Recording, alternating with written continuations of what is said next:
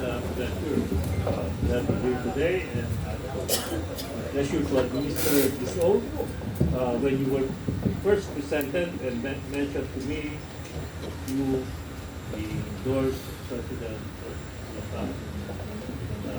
There was blood at pumuntagan kami sa Bulacan. And now you're here. So this is a realization of pag-usap na sinimula ni Don Topacio and Atty. Lambino.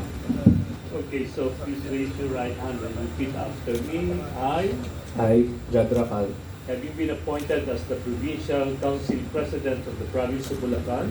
having been appointed as the Provincial Council President of the Province of Bulacan, Partido Demokratiko Pilipino, of the Partido Demokratiko do Pilipino, solemnly swear to abide by and uphold the Constitution of the Republic of the Philippines, solemnly swear to abide by and uphold the Constitution of the Republic of the Philippines and of the party, and of the party, to keep faith in and put into practice and to keep faith and put into practice the five basic principles of PDP the five basic principles of PDP and the basic objective of federalism. and the basic objective of federalism, To perform my duties to the best of my abilities and capabilities, to perform my duties to the best of my abilities and without capabilities, fear or favor, without fear or favor, with the aim in view of furthering the objectives of the party with the aim in view of furthering the objectives of the party and advancing the interests of the community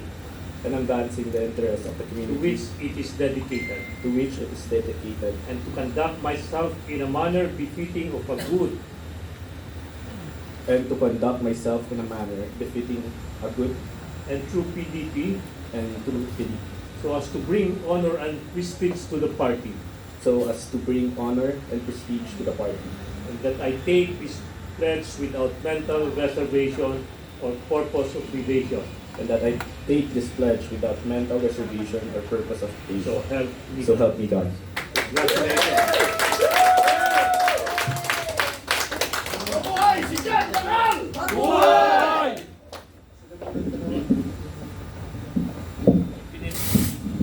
Photo opportunity po para sa media.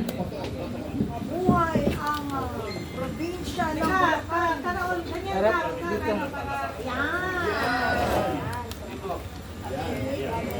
Si Raul din ang naglagay sa akin ng pin ko, by the way, ha? Noong unang-unang nanumpa ako as member. Ilang sumpa bang ito? As member muna doon sa Davao, di ba? Davao na. Sa Yung Davao yun National eh. Assembly, He yung was membership. considered as candidate, umayaw. Lahat ng panilalagyan ko ng team nagiging very Umayaw. Kulang pa daw siya sa back asset sila ng PDP. Mabuhay ang mga kabataan! Mabuhay! Mabuhay si Jack Lacan! Mabuhay!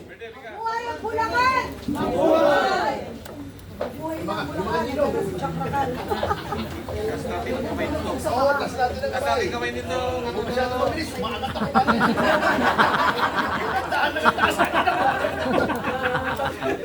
Tama ako sa kisam eh. Lalo officers! Okay, officer. With officers po, photo op. With officers po. Kajoy! Kajoy ba? Sino pa? Tari mo. Ayun mo. Okay, Okay, 1, 2, 3. Smile! One more. Okay. Okay, maraming salamat po. Maraming salamat po. Tinatawagan ko po muli sa harap si Sir Jad Racal, ang Provincial President ng PDP Bulacan para sa kanyang mensahe ngayong hapon. Yes!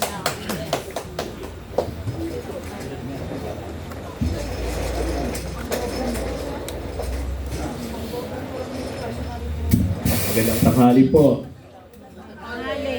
So ito po. Grabe yung message ni Leslie, naiyak ako.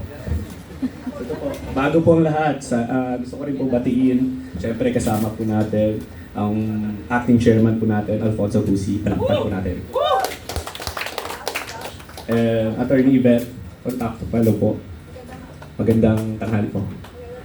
And kasama po natin si Attorney Raul Lambino rin po. And Ma'am Astral po, Pimentel. Tanghali. And Miss Penelo Pico Del Monte. And Sir Raymar Mansilungan. Saan po si Sir? And syempre si Attorney Ferdinand Topacio po. And former CDA Chairman po, Joseph Encabo po. And yun po, kasama rin po natin yung kapatid ko, si Jake Racal and Lester Olalia. And kasama rin po natin yung foundation po namin, yung Quick Response, Racal Quick Response Foundation. And sa lahat po ng media na nandito, and PDP, supporters and members po, magandang tanghali po sa inyo lahat. So yun po. Okay. Tinatanggap ko po ang hamon at responsibilidad na pagiging bagong pinuno ng PDP, hindi lang po sa distrito ko, kundi sa buong lalawigan na po ng Bulacan. Actually po, quick story lang rin po. Family po namin, as na-explain po ni Sir Lester, na hindi po talaga kami sa politics. Actually, ako yung pinakauna, pero we have a foundation started when 2012, and doon po nagsimula yung tulong namin sa tao. Hindi lang po sa Bulacan, kundi sa buong Pilipinas, sa Visayas, Mindanao. So doon po, batang-bata pa po ako. Nag-start na po kami magpamigay ng mga tulong, mga bigas, kung ano-ano pa po.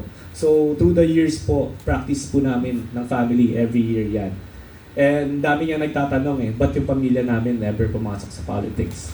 Sabi lang namin, we are blessed ng Panginoon, lalo na yung dad ko galing talaga sa pinakababa talaga, umakyat sa sipag, tiyaga at trabaho, syempre negosyo.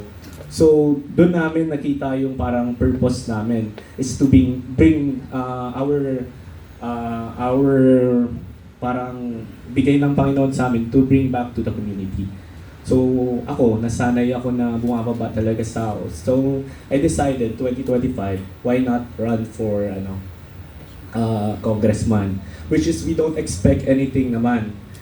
Syempre first time, a new face to the district. Pero nagulat ako kasi doon namin nakita yung uhaw ng tao sa pagbabago. And doon nga nagulat ako, ganun pala ang politics From shift to business to politics, nakakaiba. Iba ang pressure, iba ang critics.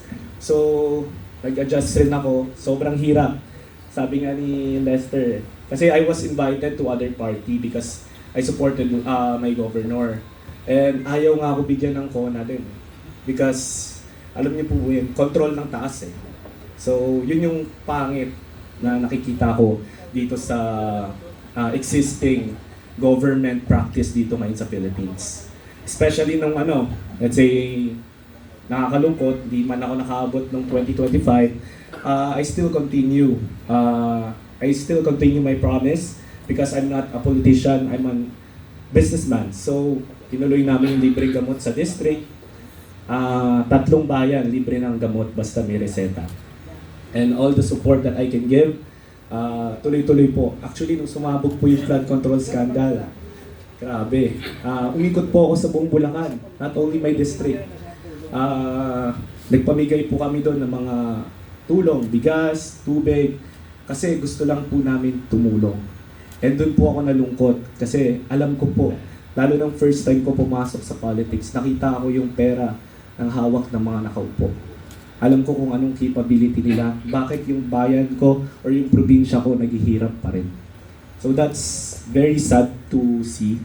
Kaya ngayon nung nag-open ng opportunity na i-represent ko ang PDP dito sa Bulacan, I took it because I know, lalo na sa akin, malinis ang konsensya ko that we will bring change dito sa Bulacan. So ayun. And nakakatuwa rin po kasi ang family ko po is from Negros talaga, Oriental. So puro Bisaya talaga ang magulang ko. Kaya very rin kami supportive sa siyempre kay dating Pangulong Rodrigo Duterte and VP Sara po. So doon po kasi yung origin namin. Most of my family is there. Ako lang po yung lumaking Bulacan sa mga kapatid ko po. Kasi dito po yung mga business namin. So yun po, makakaasa po kayo. And especially kung ako yung ginawa niyo pong presidente, I will make sure that every member na papasok po sa PDP sa Bulacan is gusto talaga magserbisyo sa taong bayan. Ayun po. And very thankful. And yun, thank you po sa lahat na nandito. And mabuhay po tayong lahat, mabuhay si dating Pangulong Rodrigo Duterte, mabuhay si VP Sara, mabuhay ang PDP, mabuhay po tayong lahat. Maraming salamat po.